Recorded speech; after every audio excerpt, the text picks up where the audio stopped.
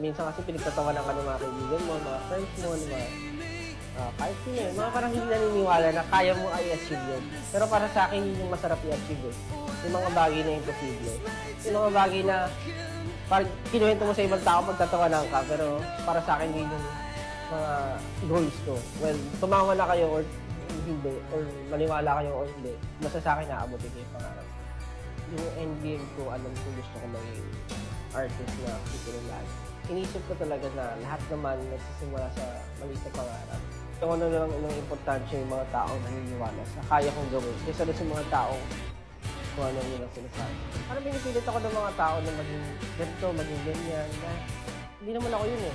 Kasi naniniwala ko na meron ako sarili ko. Parang hindi ako kailangan ihantulad sa kanina man. Sabi nga nila, unique yung voice ko. Hindi na lang sinabing pangit. Ano, I wasn't good enough. Parang sinasabi lagi na, hindi ka pa enough. Hindi mo pa kaya. Parang bibigay ko na lang sa iba niya. Ilang beses nangyari sa akin. So parang, bakit sila kaya nila? Ba't ako hindi ko pa rin kaya? Ba't sa ibang bagay magaling ka naman, pero dito hindi.